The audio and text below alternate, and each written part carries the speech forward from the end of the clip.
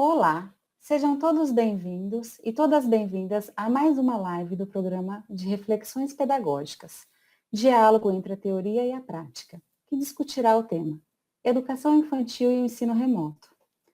Essa live foi elaborada pela equipe da Gerência de Educação Infantil CEMED. O Reflexões Pedagógicas é um programa de formação continuada da Secretaria de Educação de Campo Grande, executada pela Superintendência de Gestão das Políticas Educacionais, SUPED. Para a realização deste evento, contamos com o apoio da Divisão de Tecnologia Educacional e da Divisão de Educação Especial. Agradecemos também às nossas secretárias, professoras Elza e Soraya, nosso superintendente, professor Leonel, e a nossa gerente, Bel Correia. Agradecemos também aos tradutores e intérpretes, Daiane, Cláudia e Fabiane. Bem-vindas à nossa live. Meu nome é Maiara Nogueira Clava, sou professora efetiva da REME. Atualmente faço parte da equipe da Gerência de Educação Infantil. Essa live destina-se aos profissionais da educação infantil que atuam com as crianças do grupo 1 ao grupo 5. Será discutido algumas especificidades e possibilidades do trabalho não presencial. A live será apresentada por mim e pela professora Urselene Pessoa, que compõe a equipe da Gerência de Educação Infantil e também a professora efetiva da REME. Convido vocês para participarem do chat. Fique à vontade para deixar suas impressões e dúvidas. A nossa equipe está à disposição para responder os possíveis questionamentos. Com a palavra agora, professora Urselene. Olá, bem-vindos e bem-vindas em mais este encontro da Reflexões Pedagógicas, não é? Como nós fazíamos nos nossos encontros presenciais, nós tínhamos um momento inicial denominado como uma leitura de leite. Nós escolhíamos um texto ou mesmo um vídeo, uma apreciação para iniciar os nossos trabalhos. E resolvemos fazer dessa mesma forma aqui, nesse contexto online, que é diferenciado, mas a gente acha que é importante trazer esse texto para a gente ter um momento prazeroso. O texto, por favor, abertura, pode passar. O texto volte, por favor. Isso. O texto é uma crônica da Marta Medeiros, seu título é A Arte de Viver, e ele faz parte desse livro Felicidade Crônica. Okay? Vou fazer a leitura para vocês. A Arte de Viver. Uns cantam, uns dançam, outros fazem embaixadas por 24 horas sem deixar a bola cair. Uns são campeões de paraquedismo, uns pintam telas abstratas, outros equilibram pratos na ponta do nariz. Batem ponto nas revistas e na TV, dando entrevistas. Quem não tem um talento especial acaba se sentindo um penetra nesta festa onde todos têm tido os seus 15 minutos de caras. Uns sabem desfilar, outros são chefes de cozinha e há os reis do pagode. Uns pilotam carros, outros apresentam talk shows e volta e meia aparece um novo ilusionista.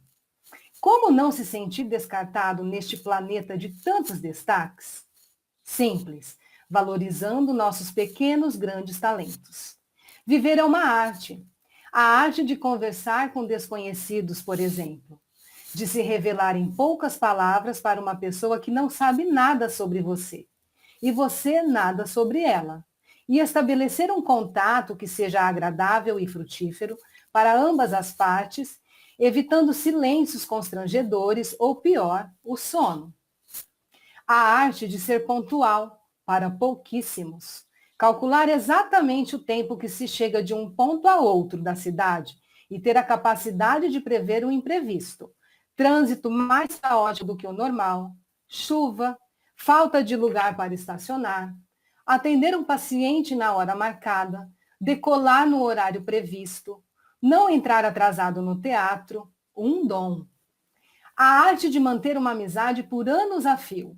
Aquele amigo da adolescência que foi morar em outro país, aquela amiga com quem você se desentendeu por causa de uma bobagem, aquela turma que já não pensa como você. É uma arte saber onde e quando procurá-los, telefonar nos momentos especiais, esquecer as picuinhas, aceitar seus novos pontos de vista, lembrar e rir juntos do passado, um talento a ser aprimorado diariamente. A arte de se isolar, de entrar no próprio íntimo, de buscar ajuda na meditação, de deliberadamente não pertencer a grupo nenhum e fundar uma natureza própria e ainda assim não ser um ermitão. Ser apenas alguém que de tempos em tempos se retira para se reencontrar. Há uma técnica para isso. A arte de perceber segundo as intenções. A arte de se controlar. A arte de fixar prioridades. A arte de saber furar os bloqueios. A arte de não desistir na primeira dificuldade. A arte de não viver uma vida de aparências. A arte de andar desarmado, metafórica e literalmente falando. Cada um de nós mereceria ao menos uma reportagem para homenagear nossos dons mais secretos, aqueles que acontecem bem longe dos holofotes. O dom de viver sem aplausos e sem plateia. O glorioso e secreto dom de vencer os dias. Uma crônica da Marta Medeiros, escrita em dezembro de 1999. E aí nós vivemos um momento atual que faz de nós vencedores a cada dia, superando as dificuldades, superando as perdas, o sofrimento, o distanciamento das pessoas que a gente ama, tudo isso procurando sobreviver a esse novo contexto que foi apresentado para nós há um ano atrás e que infelizmente exige da gente muito mais do que a criatividade, muito mais do que esperteza, esperança para seguir nos nossos dias. Pode passar. E daí, esse texto, então, nós escolhemos com muito carinho para iniciar essa fala, nesse momento em que nós estamos tendo que nos reinventar, né? E daí essa arte de viver precisa ser também uma arte de nos reinventar, de nos reviver, de fazer diferente o que a gente sempre fez. Pode passar, por favor? E daí de fazer diferente, de nos reinventar na educação infantil, que foi um lugar que nós escolhemos há muito tempo e que ela já tem a sua identidade, tem as suas características, e de repente, né, a gente vê então vivendo momentos de transformações. Enquanto etapa da educação básica, a gente vai marcar isso o tempo inteiro. Então, a educação infantil ela não é uma outra coisa, ela compõe a educação brasileira, né? E ela é educação, ela não é outra coisa, né? Ela não é um tapa-buraco, ela não é um lugar para os pais deixarem as crianças. Ela compõe, então, a educação brasileira. Sendo assim, ela deve ocorrer em espaços institucionais. Ela é um direito de todas as crianças. E ela é obrigatória, a partir dos 4 anos de idade. Então, esse é o nosso panorama da educação infantil. Pode passar. Ela também, como característica, tem o direcionamento das ações realizadas pelo professor. E daí não é qualquer profissional também, né, que a nossa legislação exige que esteja ali com a criança, mas é o professor formado preferencialmente em nível superior. A gente tem a família colocada nesse contexto legislativo também, como participante desse processo. A família complementando a ação da escola e da comunidade. Mais para frente nós iremos voltar agora em como essa família tem sido chamada a participar desse contexto. E, inegavelmente, agora trazida pelas diretrizes curriculares e pela BNCC, nós temos, então, o eixo da educação infantil sendo as interações e as brincadeiras.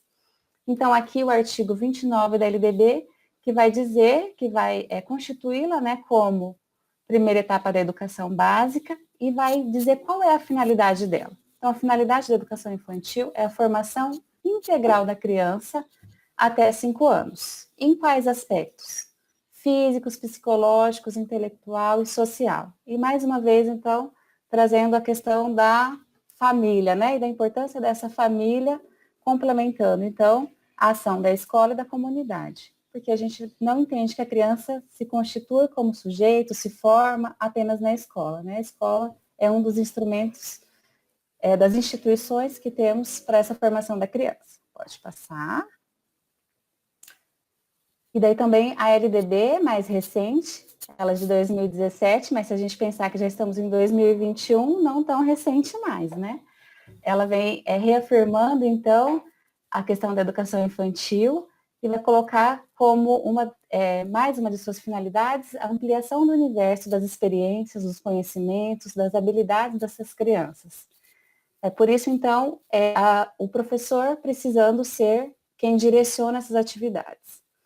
A BNCC, então, vai colocar o professor, colocar esse dever do professor. Então, cabe ao educador refletir, selecionar, organizar, planejar, mediar e monitorar o conjunto das práticas e interações, garantindo a pluralidade das situações que promovem o desenvolvimento pleno das crianças. Este era o cenário que nós tínhamos da educação infantil, então, até 2019. Esse é o que nós estamos construindo a história da educação infantil no nosso país e tínhamos como identidade. Até que, de repente, não mais que de repente, pode passar, acontece. Meu Deus. De repente, né, e no caso, infelizmente, nós vemos o nosso cotidiano, nós vemos a nossa rotina, nós vemos a nossa organização e modo de viver simplesmente ser totalmente alterado, né? Nós tínhamos uma vida até 2019, até dezembro, nós iniciamos 2020 já amedrontados pelo que foi anunciado, né? Por esse vírus que causou já tanto malefício, que começou na China, mas que quando chegou no mês de março, ele já estava dando a sua cara aqui no nosso município, em Campo Grande, já estava causando muito transtorno no nosso país.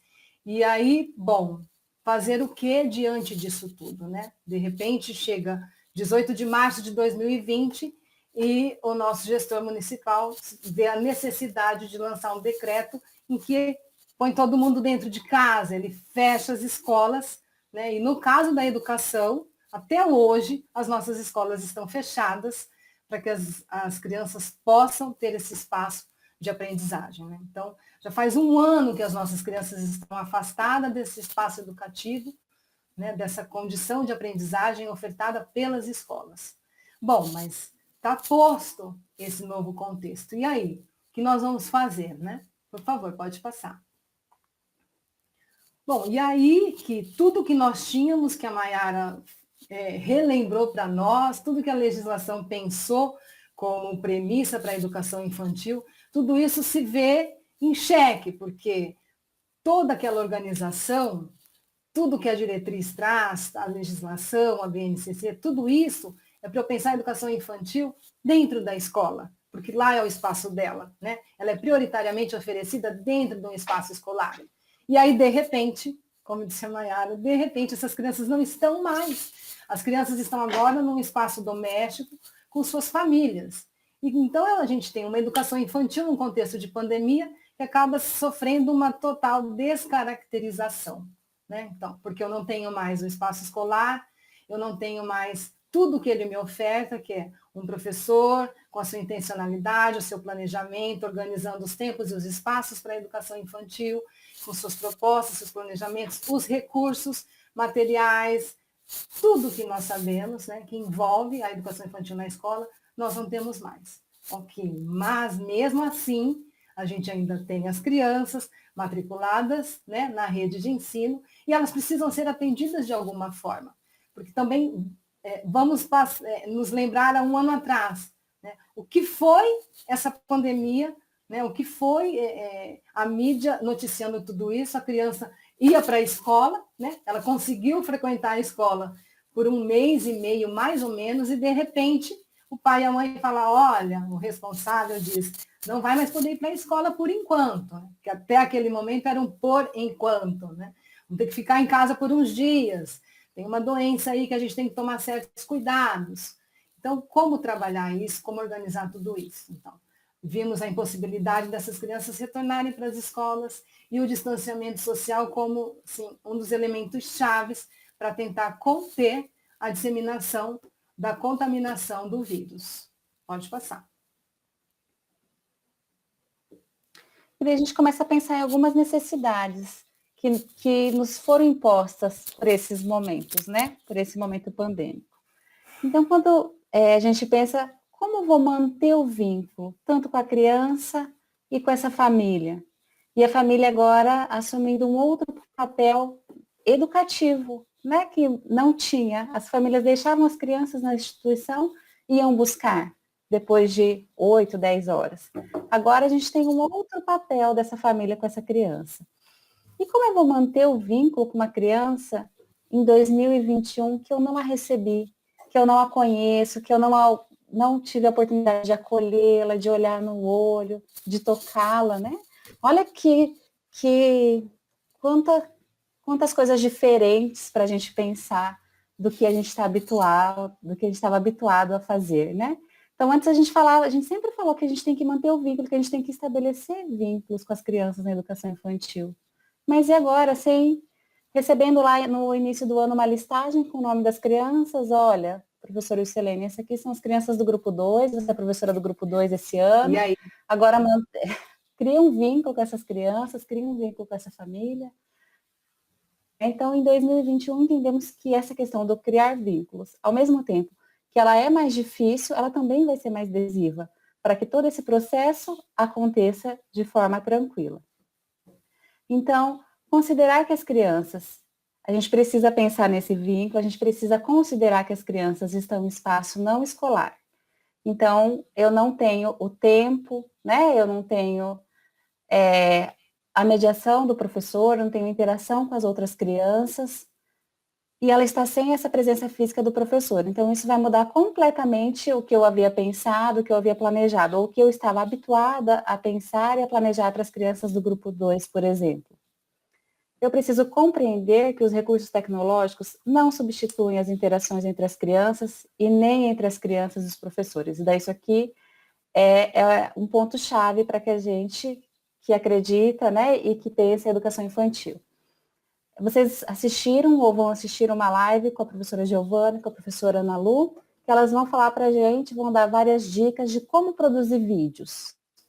Como que eu vou utilizar a tecnologia que estamos utilizando agora, né, para fazer essa live a nosso favor. Mas mesmo que eu faça o melhor vídeo, com as melhores interações, pensando na criança, pensando em tudo isso, pensando no espaço, no som, na luz, isso não vai ser suficiente, isso não vai substituir em momento algum a interação, a presença, né, a física, o toque, o olhar olho no olho, o aconchegar essa criança no colo. Então, a gente precisa ter essa certeza. A gente vai trabalhar como a gente pode nesse momento, mas sabendo, então, que não são as condições ideais que nós temos de trabalho. A gente vai reafirmar o tempo inteiro a impossibilidade de educação à distância na educação infantil. E quanto menor as crianças, né, fica mais fácil a gente entender dessa impossibilidade. Então, será que eu consigo deixar uma criança de 6 meses, né, na frente de uma tela por quanto tempo?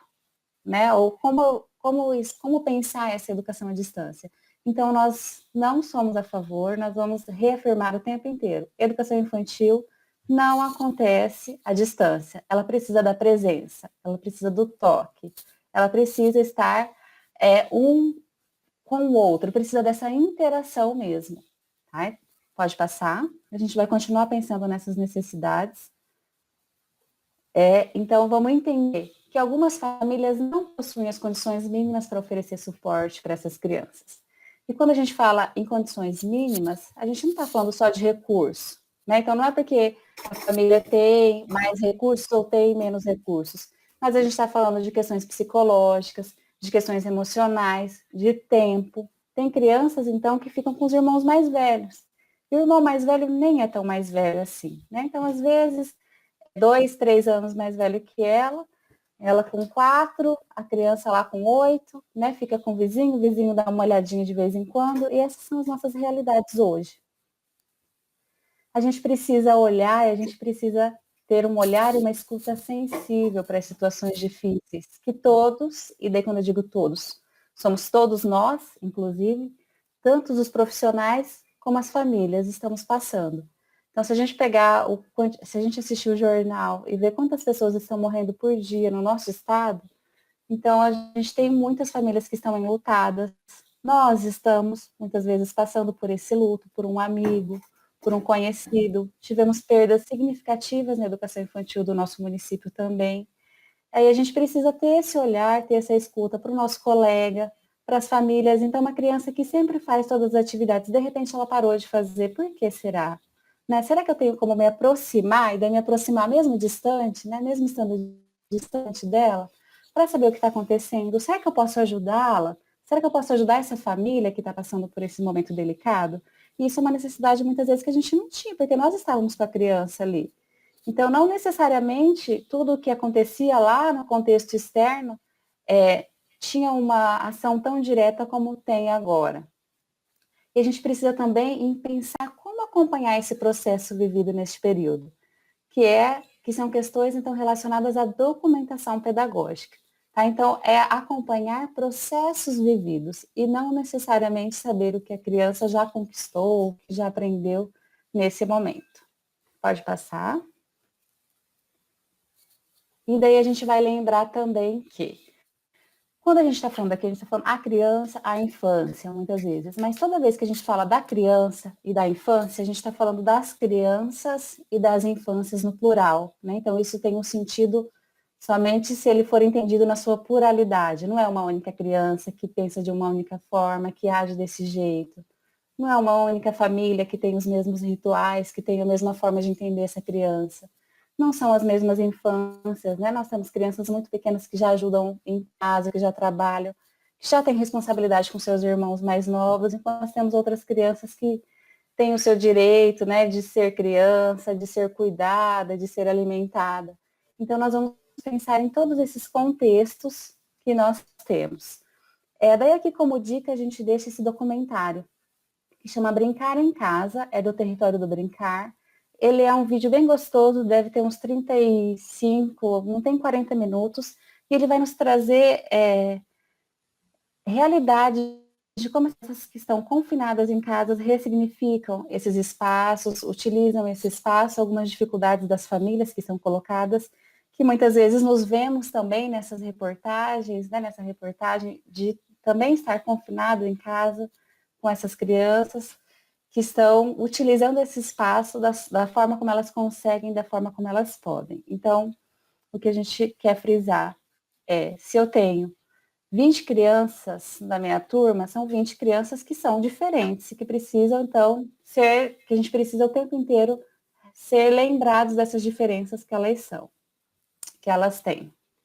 E daí isso tudo nos traz alguns questionamentos. Pode passar, por favor. E daí, isso. Então, como proceder mediante a tudo isso? Quais caminhos são possíveis? Como planejar?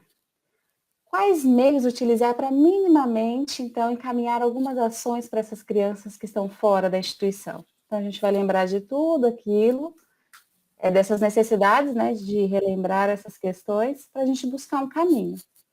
E daí, o primeiro passo para buscar esse caminho é entender quais são as normativas que nós temos agora. Então, toda aquela questão lá que nós havíamos colocado, por exemplo, que a educação infantil ela só pode acontecer no espaço institucional, agora nós temos as nossas crianças fora da instituição. E como proceder, então? E daí nós temos, então, um arcabouço legal que vai nos direcionar, vai nos dar alguns encaminhamentos, algumas ideias. E pode passar? Então, a gente vai começar com a questão do nosso Conselho Municipal de Educação. Bom, em junho do ano passado, né, dia 3 de junho de 2020, o Conselho Municipal de Educação aprovou o parecer 40, né? E aí ele começa, ele tem uma preocupação bastante inerente com essa condição nova, né? Bom, ele foi aprovado em junho, nós já estávamos desde março com as crianças em casa, então não se sabia quando isso mudaria, e a gente precisa pensar que essa criança precisa continuar tendo um vínculo com a questão da instituição, que ela não pode simplesmente ficar totalmente afastada da escola e sem fazer nada, né, na casa dela. E aí, quando ele traz que não há nenhuma previsão legal, nem normativa para a oferta da educação à distância para a educação infantil, isso está ancorado na própria LDB.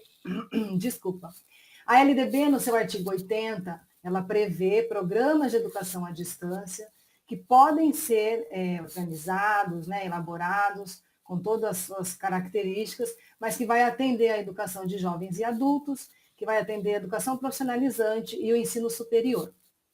Quando nós vamos lá no artigo 47, que vai tratar de como é que funciona o ensino fundamental, nós temos lá no artigo 47 o parágrafo 4º, que vai dizer, bom, em um estado de emergência, né, uma necessidade, uma calamidade, a educação à distância pode vir a ser uma possibilidade de trabalho com o ensino fundamental. Mas nós não temos em nenhuma legislação nada que diga que vá haver a possibilidade de trabalho de educação à distância com as crianças de 0 a 5 anos. Até porque elas são muito pequenas, elas não têm autonomia, não existe uma possibilidade de que isso possa acontecer. Bom, tudo bem, mas elas estão em casa, né? E nós precisamos fazer alguma coisa. Então, para contribuir com a minimização de eventuais perdas que elas pudessem sofrer, sugeriu-se que as escolas devessem elaborar, desenvolver materiais com atividades educativas, de caráter eminentemente lúdico, recreativo, criativo e interativo. Então, assim, há sempre uma preocupação muito grande em como vai ser ofertada essa educação para essa criança. Então, nós estamos vivendo uma realidade de incertezas. Ninguém sabe exatamente se o que está fazendo está certo, ninguém sabe qual é o fim disso, onde nós vamos chegar. Mas nós precisamos tentar, nós precisamos continuar. E aí os órgãos, então, vão trabalhando nesse sentido. Pode passar, por favor. Pode passar. Pode trocar. Ok. Bom, nós temos a Lei 14.040, de 18 de agosto de 2020, que ela vai estabelecer normas educacionais excepcionais a serem adotadas durante o estado de calamidade pública. Bom, então, lá em agosto, eu já estou prevendo que vai haver algum prejuízo quando eu penso nesse cotidiano escolar, quando eu penso na educação básica como um todo, eu penso que existe um calendário, né, escolar, que existem avaliações para as crianças, que existem notas e que elas precisam passar ou não de ano. Então, assim, para quem está envolvido na educação sabe o quanto esse assunto foi polêmico ano passado e os órgãos que são competentes, que precisam pensar nessas questões, tentando ver qual era a melhor forma, né, de pensar qual seria o resultado ao final de 2020. Então, vai avaliar, não vai avaliar, como vai avaliar, vai passar as crianças, não vai passar, enfim, uma preocupação premente, né? E aí, no artigo 2º, né, parágrafo 4º, vai dizer que, então, bom, para minimizar um pouco, né, desse prejuízo, por assim dizer, poderão ser desenvolvidas atividades pedagógicas não presenciais, né?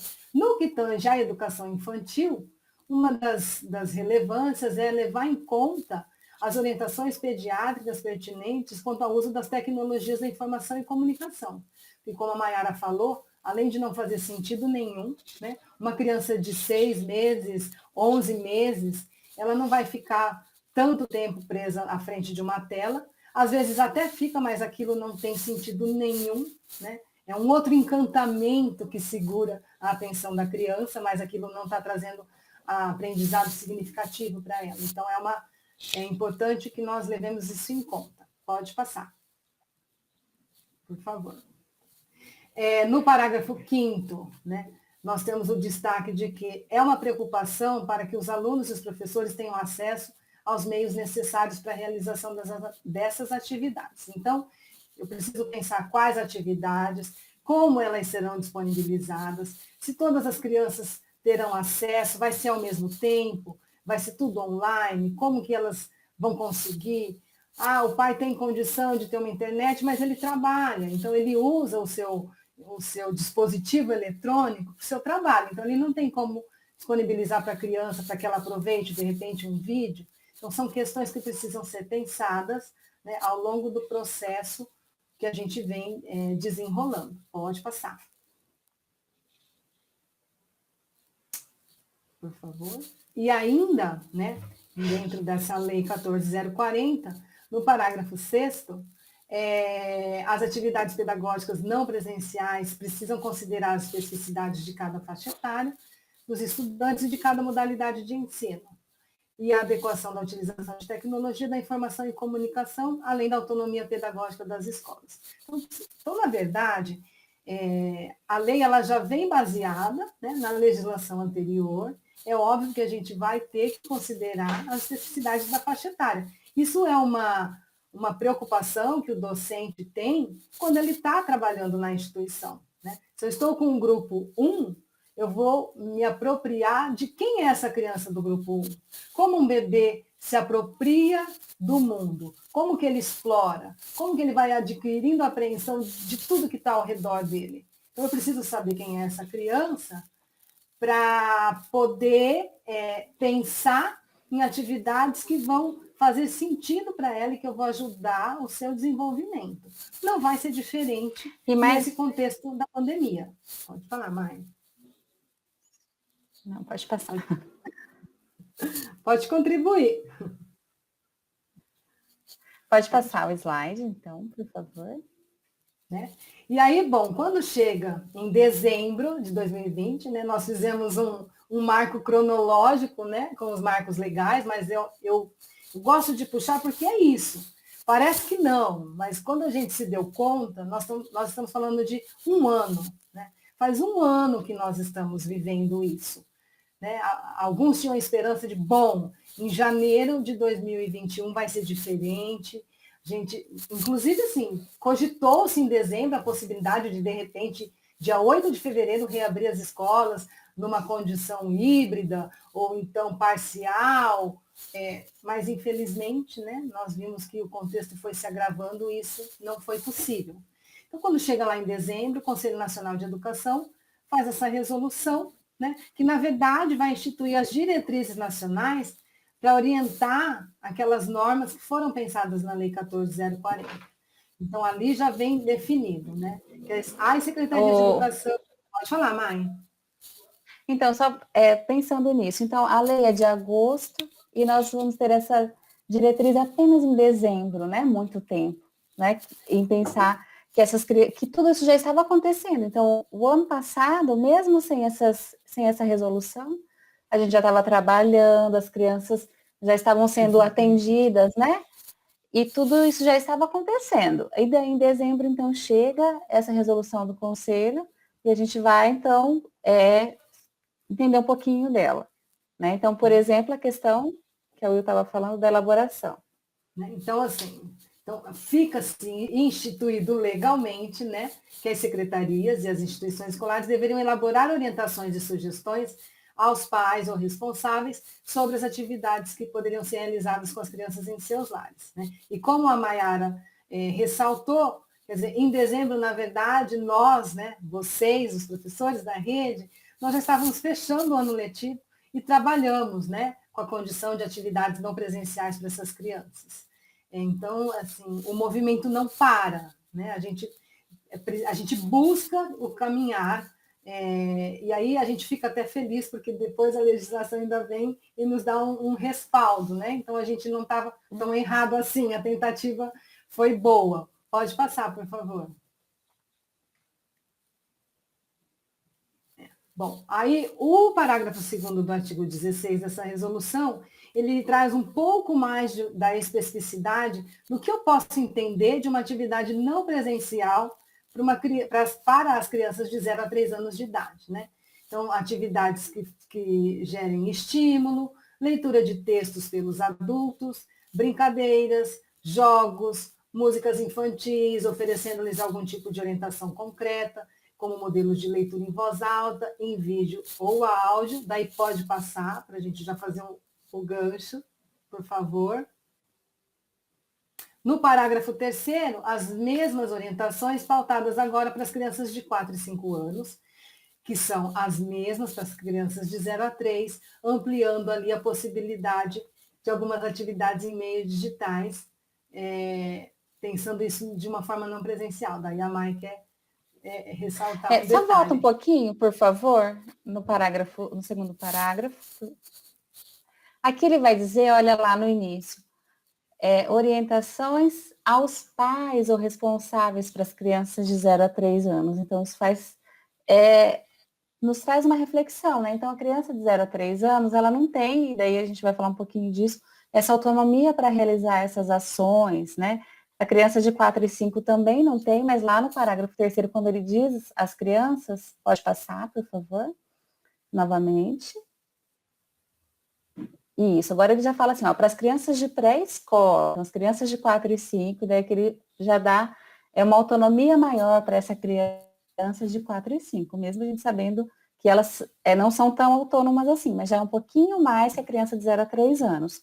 Isso quer dizer que as atividades das crianças de 0 a 3 e as atividades das crianças de 0 a 4 não são as mesmas, né? Elas precisam de encaminhamentos diferentes, elas precisam de uma intencionalidade diferente, porque as crianças estão em fase de desenvolvimento totalmente diferente. Pode seguir. Pode passar. E aí, quando a gente olha para o artigo 17, ele vai trazer como ponto principal que é preciso orientações pertinentes quanto ao uso da tecnologia de informação e comunicação. Então, isso é trazido na lei, isso é trazido na resolução, e mais à frente nós veremos também nas orientações organizadas pela secretaria. Então, assim, nós sabemos que ela é um meio, né, um meio possível, já que não é presencial. No entanto, nós também compreendemos que não é o ideal, né? Que é essa exposição por longos períodos da criança com as questões da tecnologia e da mídia, podem também acarretar algum prejuízo. Então, assim, como dosar isso, né? Como pensar as propostas de atividades levando isso em conta? No parágrafo 1º, ele também vem ressaltar, né, o tipo de atividade, né, o que se espera com essas atividades, né, de estímulo cognitivo, socioemocional, experiências lúdicas. Inclusive, ele ressalta, né, um pouco do que traz a BNCC, que não se deve desconsiderar as propostas dos campos de experiência, né? Isso vem como embasamento, mas eu tenho isso para pensar o quê? Atividades em espaços domésticos, em espaços não escolares, então não serão pensadas da mesma forma, não serão encaminhadas pelo professor. O pai, a mãe ou o responsável, ele não tem, obviamente, existem pais pedagogos que suas crianças estão na educação infantil, mas estando em casa, ele é pai e mãe, ele não tem a função de pedagogo. Né? Então, para aqueles que não têm. Estou lendo rápido demais. Para aqueles que não têm nenhuma formação voltada na área da educação, é importante. Ai, me perdi, desculpa, gente. É que eu estou lendo muito rápido. É importante essa orientação da instituição, né? Para essas famílias. Então, eles vêm dizendo isso para a gente. Olha, oriente essa família. Não deixe, não mande apenas para a criança, né? Olha, estou mandando isso aqui, se vira lá na sua casa, pede para alguém. Não. Mas chama essa família para perto, dê uma orientação direta a essa família também. Aqui no parágrafo 2 ele diz, as crianças, eles têm menor nível de independência. Então, é diferente planejar para o menino do 5º ano, gente. O menino já mexe melhor que a gente no celular, mexe melhor que a gente nessas tecnologias da informação. Mas agora para uma criança lá do grupo 3, né? Então, essa autonomia, ela é diferente. A gente precisa respeitar essa especificidade, trazendo, então, a família para perto, né? Então, essa orientação também é família. E agora a gente não pensa só na criança, né? A gente pensa na criança e em como encaminhar isso para a família. Em como orientar isso de forma que o pai, a mãe, a avó, a bisavó, a vizinha entendam o que eu estou dizendo para viabilizar essa atividade com essa criança. Vamos seguir? Obrigada, Mayara. Pode passar, por favor. Ok. A gente tem no parágrafo 3º que a Mayara falou, então, bom, se essa criança pequena não tem essa autonomia, é o que a Mayara disse, a gente tem que fazer chegar orientações para aquela criança, para o adulto que vai lidar com a criança, né? E no parágrafo 4º, os sistemas de ensino e as instituições precisam pensar no uso das tecnologias e no acesso, né, que professores e alunos terão a isso. Pode passar, por favor. Bom, e aí a gente chega num documento mais local, né? Conhecido. Esse é conhecido, eu acredito, pelo público que está assistindo a live, não é? A CI elaborada pela SUPED, CI de número 51 e 52, uma encaminhada para as escolas de ensino fundamental que atendem também educação infantil, e a outra encaminhada especificamente para as EMEIs, as escolas de educação infantil. Então, na verdade, a CI vem corroborando com aquilo que a legislação anterior já veio colocando como premissa para esse trabalho, né? A gente ressalta, a Mayara já falou em outros slides, estão escritos, vocês vão ouvir até terminar a live, e nós entendemos que a educação à distância, ela não é para educação infantil, mas as crianças estão em casa. E diante disso, o que nós podemos fazer, né? Qual a melhor forma de atender essa criança? Então, elaboração de arquivos digitais, criar os comunicados que orientam as crianças e as famílias, propostas de experiências e atividades compatíveis com a faixa etária, priorizar propostas significativas. Pode passar, por favor.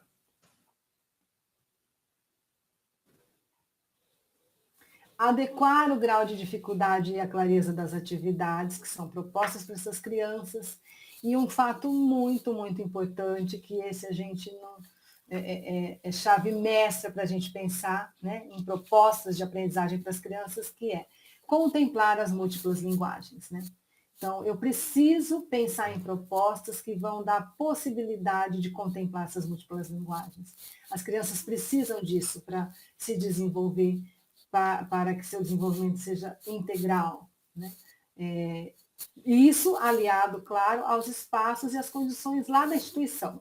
Mas se eu não estou na instituição, eu tenho que, pelo menos, tentar garantir isso, né? O professor, como a Mayara falou lá atrás, ele é um professor formado, ele tem conhecimento. Boa parte dos profissionais da REM são especialistas em educação infantil, inclusive, né? Então, assim, conhecimento não falta, né, para poder trabalhar e pensar propostas que sejam realmente significativas para essas crianças. Pode passar, por favor.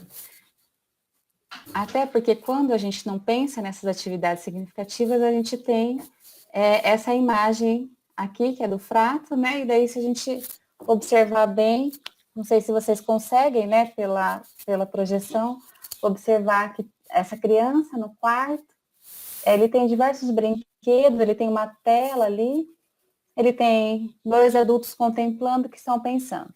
Ah, esse é um menino de sorte, não lhe falta nada. E a gente pode acrescentar isso. Ah, é um menino de sorte que está protegido do coronavírus, né? Então, a gente está cerceando ele de todos os contatos e a gente está zelando pela sua saúde. Mas olha a cara da criaturinha, né? Que o Frato nos traz. É uma ilustração de 1990, mas que faz todo sentido agora, né? Nesse momento que estamos vivendo. Ele está ali, ele tem brinquedos, ele tem uma tela, mas olha onde está a imaginação dele. Né? Então, está lá sentindo falta das interações, das brincadeiras, do movimento, né? Do ventinho batendo no rosto, né? E daí passa mais uma, por favor, que a gente vai chegar nos direitos de aprendizagem. Então, assim, eu preciso cuidar da saúde, isso é primordial. Nós vamos lutar sempre, então, por isso. A saúde, a gente precisa preservar a saúde, tanto das crianças quanto dos profissionais que atuam com ela. E preservando essa saúde, o que é que eu posso minimizar de danos para essa criança? Então, a gente não vai poder permitir que essa criança conviva com outras crianças. Por quê? Porque isso pode causar um mal à sua saúde, né? Isso pode trazer o vírus, e esse vírus é letal. Então, a gente não vai permitir isso. Mas será que eu posso propor que ela conviva lá dentro da sua casa? Volta só um pouquinho na imagem, por favor. A imagem tem 2 adultos contemplando ali, né? Então, em vez desse adulto contemplar, será que eu consigo dar uma orientação que chegue a esse adulto para dizer para ele, olha, adulto, em vez de contemplar, interaja, em vez de olhar de longe, vá ali, desliga um pouquinho a tela, senta. Outra questão que chama atenção na imagem é a diversidade de brinquedos e objetos que tem, né? Mas a criança não está interagindo com nenhum, Então, pode voltar no slide no próximo, dos direitos de aprendizagem. Brincar. Então, o brinquedo pelo brinquedo não garante a brincadeira. Não. E como que eu posso, então, orientar essa família, né? Olha, não deixe só a criança lá no cantinho no quarto dela cheio de brinquedos. Ela precisa de mais que isso, ou de menos, né? Mas ela precisa de você, precisa de alguém, do humano, da figura humana, da presença física ali com ela. Então, será que se o adulto se dispusesse a sentar, e daí não é por muito tempo não, gente, por 3, 4 minutinhos com aquela criança ali, será que a expressão dela mudaria? Será que ela precisa só da interação de outras crianças, né? Como que eu posso possibilitar que ela faça explorações? É um dos direitos que eu acredito ser o principal, um dos principais, é a questão de permitir que as crianças se expressem. Então, a gente precisa, e a gente fala o tempo inteiro lá na instituição, a gente precisa olhar essa criança, a gente precisa permitir que ela fale, mas mais que permitir que ela fale, a gente precisa ouvi-la, né? E como também dar orientação para as famílias nesse sentido. Olha, escute a criança, né? Escute o seu filho, escute esse ser humano que está com você. Ele também tem coisas muito importantes a nos dizer. Como possibilitar que ele conheça a si e como que ele participe das questões. E daí, essa questão da participação, gente, hoje ele vai participar ajudando a família na cozinha, né? Ajudando a família a cuidar da casa. E são questões que a gente pode orientar as famílias para que a gente coloque as crianças em movimento. E daí talvez um movimento bem diferente do que elas estavam e nós estávamos habituados, mas também um movimento. Uma participação diferente daquela que nós estávamos pensando na instituição, mas também uma participação, né? O brincar, não mais brincar no coletivo, mas um brincar também não sozinho o tempo inteiro, né? E como possibilitar isso para as crianças.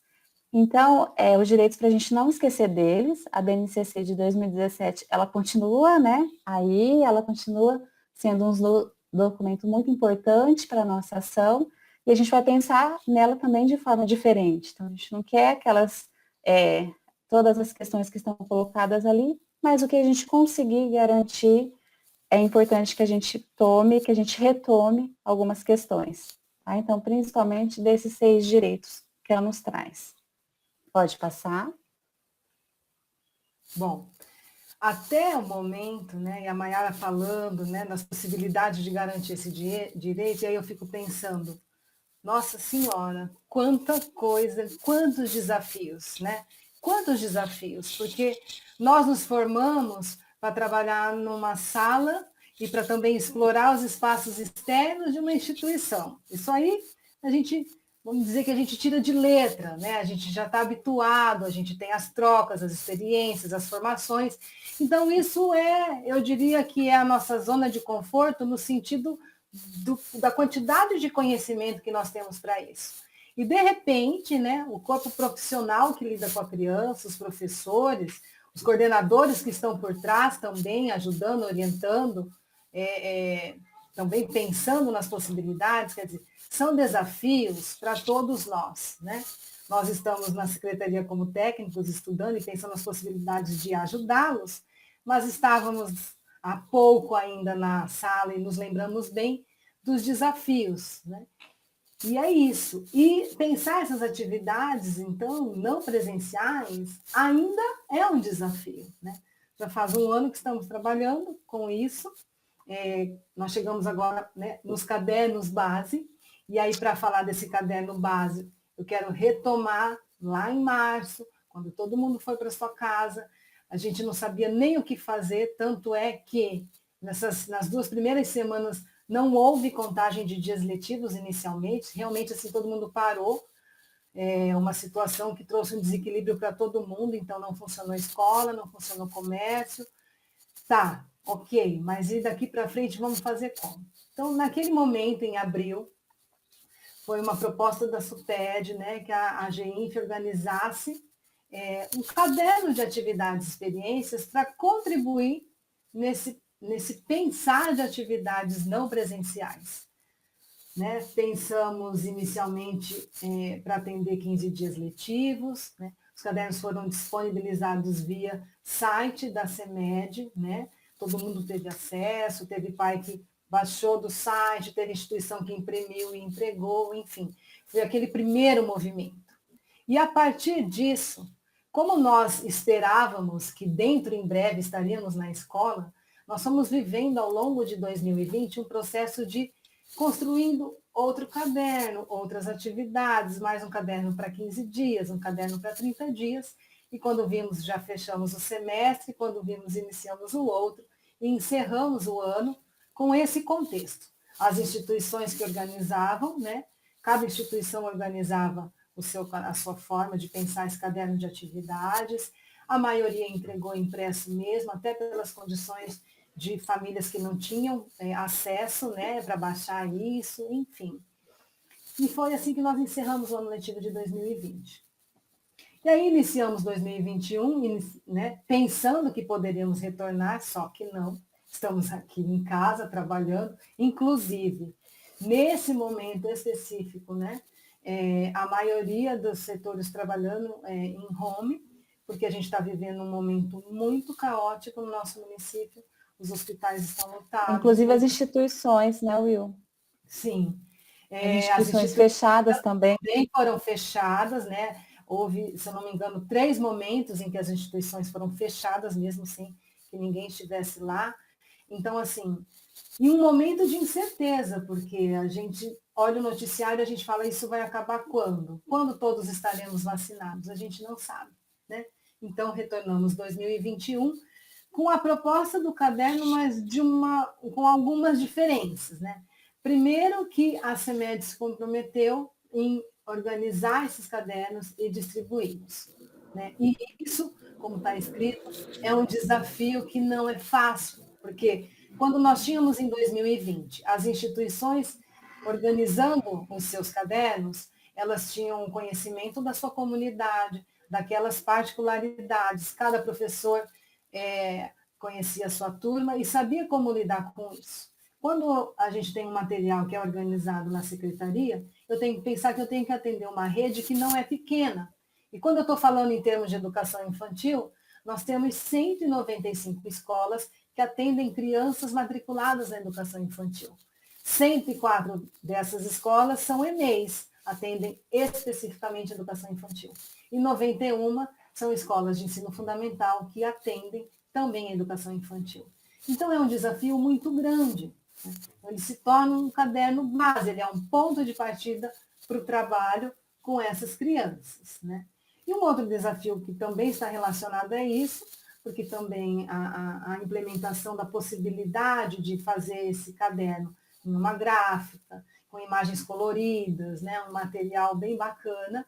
Nós ficamos muito felizes com essa ideia. Na hora de pensar as propostas, isso nos deixou muito felizes. A gente fez um movimento bem bacana para pensar, olha, um material que seja atrativo, que seja enriquecedor, né, para as crianças, só que isso não depende única e exclusivamente do nosso trabalho e do nosso esforço na questão pedagógica, né? Isso envolve outros setores da CEMED, porque envolve recursos financeiros, então alguns prazos prévios estabelecidos ainda não foram cumpridos, mas que estão sendo encaminhados para a sua resolução.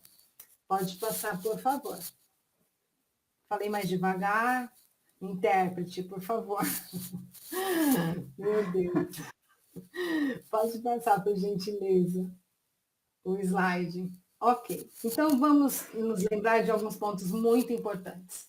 Esse caderno base, ele pode servir como instrumento para criar o vínculo da escola com todas as nossas crianças, principalmente pela possibilidade de alcançar muitas delas, né? Então, assim, o fato desse caderno ser impresso, ele tem a possibilidade de chegar em todas as famílias, o que é diferente da questão tecnológica, da questão da internet, né?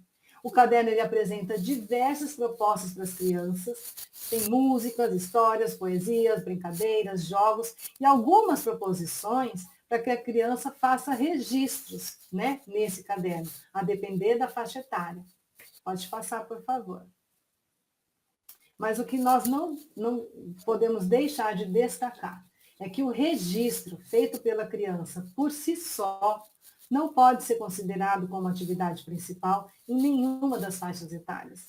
E também ele não assegura e também não representa que os processos de aprendizagem aconteceram, né? Então, é uma temática assim, enriquecedora, que com certeza vai ser trabalhado ainda em outra live, nas futuras reflexões pedagógicas, que é a questão da avaliação na educação infantil. Né? Isso é sempre um nó, porque nós estamos sempre batendo na tecla da defesa, que ela é diferenciada. A educação infantil, ela é uma etapa diferenciada. As crianças de 0 a 5 anos estão no momento da vida total diferenciado.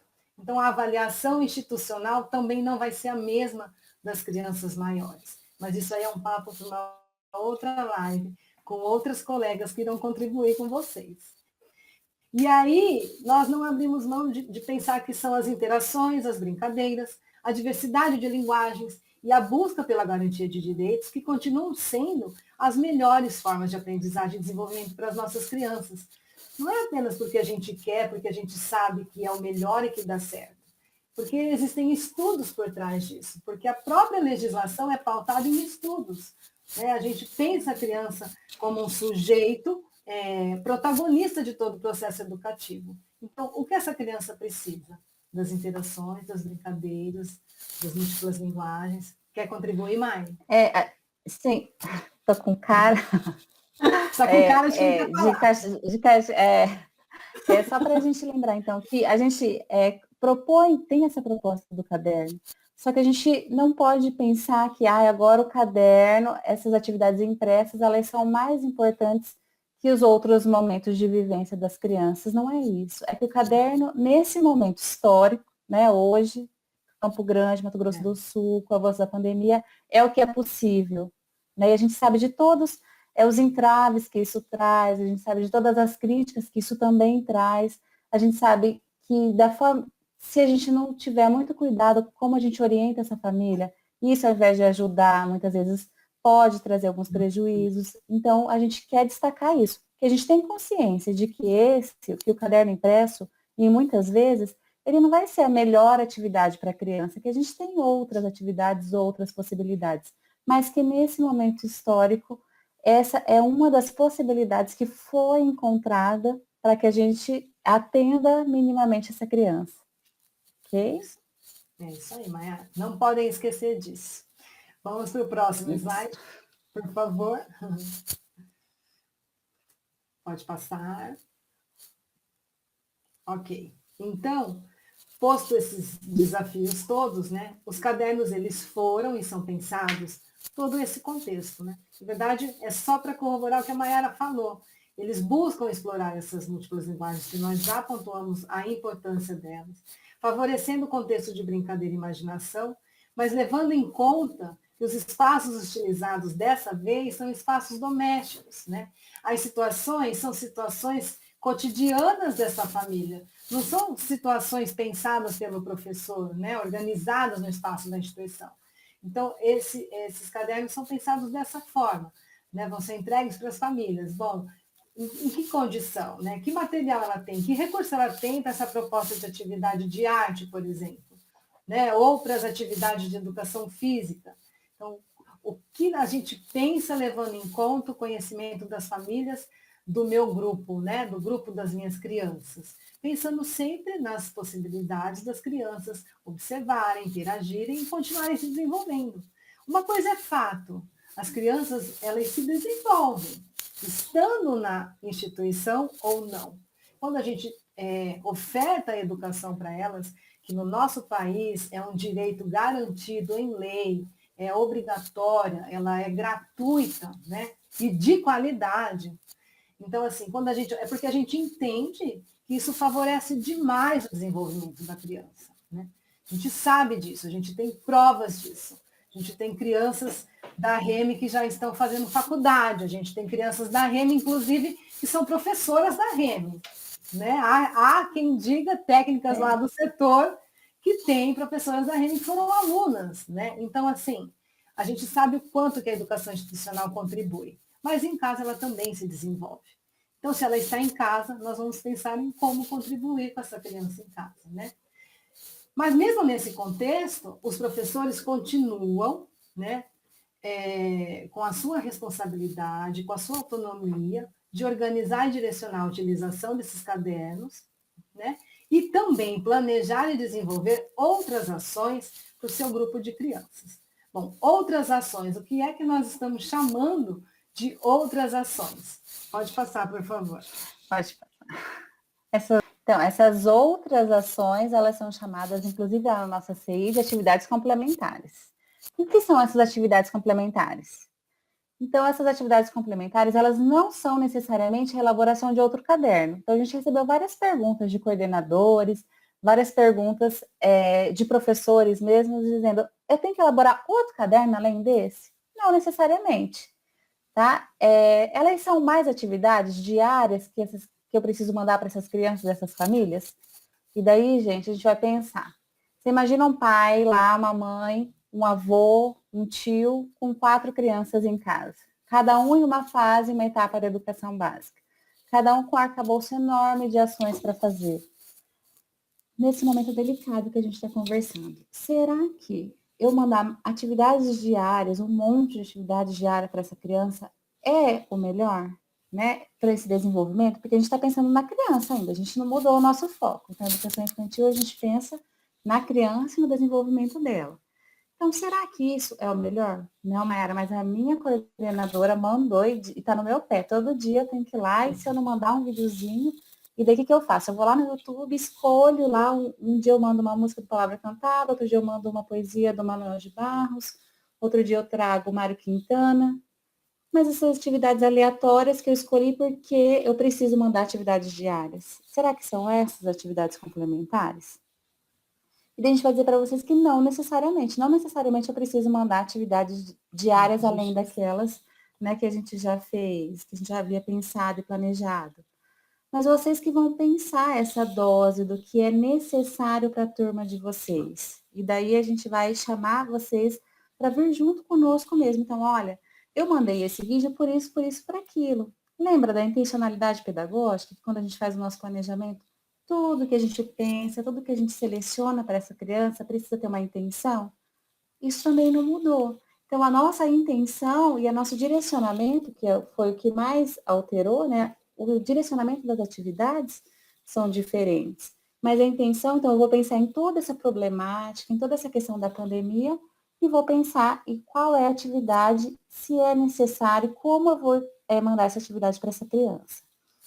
Então, muitas vezes, isso vai ser a viabilização de uma atividade que está lá já posta no caderno base. Então, se eu tenho lá uma criança, que eu sei que com o seu irmão está lá no 2º ano e está aprendendo a ler, e tem uma história. Nossa, Mayara, que história grande está no caderno, né? Pois é, está a história na íntegra. E quando a gente escolheu a história, a gente fez escolha por bons textos, então, que tem enredo, que tem começo, que tem meio, que tem fim, que tem os personagens, que traz um encantamento para as crianças. Muitas vezes, e em nenhum momento foi escolhido pela quantidade de páginas que tinha a história. Né? Então, se essa é uma história longa e eu sei que essa criança não vai conseguir fazer a leitura para outra criança, então eu posso gravar um áudio e eu vou fazer a leitura com toda a entonação que a história pede, para que a emoção seja preservada e a criança possa, então, desenvolver as outras atividades. Então, essas atividades complementares, elas precisam ser dosadas, precisam ser pensadas, precisam ser planejadas, tendo a criança como um foco e cada professor, então, entendendo a sua realidade, entendendo o seu contexto, entendendo o que é importante para a sua turma naquele momento. Pensar também que essas atividades, elas são uma forma de acolher e de fortalecer esse vínculo com as famílias. Então, dependendo de como eu encaminho essas atividades complementares. Então, eu vou fazer uma chamada agora e vou colocar uma foto das crianças que eu pedi, vou colocar o nome, vou chamar a Wilcelene pelo nome. Olha, Wilcelene, a Pro está aqui. E daí por quê? Porque essa criança estava precisando dessa acolhida, porque essa família passou, estava distante de mim, e agora eu vou fazer um vídeo personalizado que eu vou mandar só para a Wilcelene, porque é ela que nesse momento está precisando. Então, essas atividades complementares, elas são, daí pode passar para mim, por favor, essencialmente, a busca pela ampliação do repertório das crianças, a busca pela contemplação das diversas linguagens. Então, olha, eu tô achando que o meu grupo está precisando de mais desenho. Esse que tá pouco. Eu posso propor, então, uma atividade, outras atividades, utilizando outros meios, outros recursos para esse desenho? Eu posso. Tá? Então, isso vocês têm total liberdade, total autonomia, e mais que isso, né, até o dever de fazer isso, de estar aumentando e contribuindo para esse desenvolvimento. E sempre pensando, então, nesses direitos já constituídos. E, além disso, vai ser a adaptação de todas essas ações à realidade da instituição e à realidade do grupo com o qual vocês estão trabalhando. Pode Mai, passar. espera só um pouquinho, Mai, eu Pode quero falar. falar. Só um pouquinho. Pode voltar. Eu só quero fazer um comentário pautado nisso que a Mai trouxe, né, em alguns exemplos do que podem ser essas atividades complementares, que foi algo que chegou até nós, então acho que é bacana a gente trocar. Então, por exemplo, quando eu falo de grupo 4 e 5, mais o 4 até do que o 5, vamos dizer assim, os dois, né? Então, eu trabalho com escrita espontânea, né? Eu sei o que é escrita espontânea, vocês sabem o que é escrita espontânea, mas muitas vezes a família não tem noção. Então a gente passa, né, pensa Perfeito. uma proposta que vai pedir que a criança faça a escrita do seu nome ou de um rótulo, ou registre de repente o nome do seu brinquedo preferido, algo nesse sentido, mas que seja espontâneo, que ela registre, né? Se o pai não sabe, o que ele vai esperar? Que ela escreva o nome, né, do objeto, o nome que se espera, né, com as letras todas bonitinhas. E não é isso, porque a criança da educação infantil ela está num processo que a levará à alfabetização, né? Na verdade, as propostas que nós sempre orientamos, informação, essa criança tem contato, e não é só porque a gente sabe que é importante, se eu retomar o próprio slide da live, está lá na legislação, textos, histórias de 0 a 3 anos. Então, se eu trabalho desde o grupo 1 com as crianças, com leitura, contação de história, elas já estão se apropriando dessa cultura escrita, estão se aproximando, elas começam a observar as letras na rua, nos outdoors, na casa dela, enfim. E aí eu peço, então, para essa criança uma atividade de escrita espontânea, mas eu não me comunico com essa família, né? Eu não crio esse vínculo, eu não explico o que ele pode esperar. Então, o pai pode ficar ali horas apagando, porque ela não está fazendo corretamente, porque ela não está escrevendo. Né? E isso Ficar aí, como a bravo com a Maiara. criança ou fazer ela copiar, É, né, Will? então, como a Maiara já ressaltou também em outro momento, então eu não estou contribuindo com o desenvolvimento, eu estou prejudicando. Porque o pai pode brigar, pode pôr de castigo, pode achar que está fazendo corpo mole, que não quer aprender. Né? A gente sabe que isso é uma realidade. Então, qual é a minha função como professor? Olha, pai, hoje a atividade, se a minha instituição trabalha, por exemplo, com os grupos de WhatsApp, eu posso fazer um vídeo, eu posso fazer um áudio, né? A melhor forma, a forma que eu também me sinto à vontade, né? Eu nem vou entrar na questão dos vídeos, porque isso aí fica para a live das meninas, que elas têm várias dicas, várias opções. E vou explicar para essas famílias, né? Para os pais dessas crianças do meu grupo, olha, o escrito espontâneo é aquele primeiro registro. Então pode vir bolinha, pode vir pauzinho, pode vir só risco, pode não vir nada, pode vir um único risco na horizontal, não importa o que vem. Para nós que sabemos o que queremos, né? É a expressão da criança, daquilo que naquele momento ela compreende como um registro escrito. Né? Ela está no processo de aquisição disso. Então, essa é uma responsabilidade do professor, que pode ser resolvida com uma atividade complementar, por exemplo. Né? Então, eu acho importante a gente ressaltar o que se espera, né? O que se pode pensar dessas atividades complementares. Antes mais. Muito obrigada, Will. E daí, já caminhando para o final, então, nós trouxemos o Paulo Freire para refletir um pouco conosco esse tempinho que nós estamos vivendo. Então, ele vai nos dizer assim, é preciso ter esperança, mas ter esperança do verbo esperançar. Porque tem gente que tem esperança do verbo esperar. E esperança do verbo esperar não é esperança, é espera. Esperançar é se levantar. Esperançar é ir atrás. Esperançar é construir. Esperançar é não desistir. Esperançar é levar adiante. Esperançar é juntar-se com outros para fazer de outro modo. E daí essa reflexão do Paulo Freire nos faz pensar também que a gente está nesse caminho muitas vezes incerto, mas que não dá para a gente ficar esperando. E a gente precisa então esperançar mesmo. é juntar-se, pensar, fazer de outra forma, sempre pensando na criança, sempre pensando nessa qualidade da educação. E nós da GEINF, então, nos colocamos à disposição para estar junto com vocês e também esperamos que vocês venham junto conosco pensar essa criança, pensar esse tempo e pensar numa educação de qualidade que seja assim, que tenha sentido, que seja significativo para essas crianças. Nós agradecemos a participação de vocês, pedimos mais uma vez que vocês entrem no chat, deixem suas impressões, falem conosco e, dentro do possível, estaremos respondendo todas as questões, mas o último slide também tem os nossos contatos. Fiquem à vontade e falem sempre, vamos estar juntos nesse caminho. Então, muito obrigada a todos e esperamos vocês nas próximas lives. Muito obrigada. Né? Aproveitem, perguntem, se manifestem. Né? Como diz a Maiara, nós precisamos nos juntar, né? Somar ideias, né? Somar reflexões para caminhar e pensar sempre na criança. Né? Nossa prioridade é sempre a criança. Muito obrigada pela audiência de quem se dispôs a ficar conosco neste período. Até mais. Tchau, tchau. Tchau.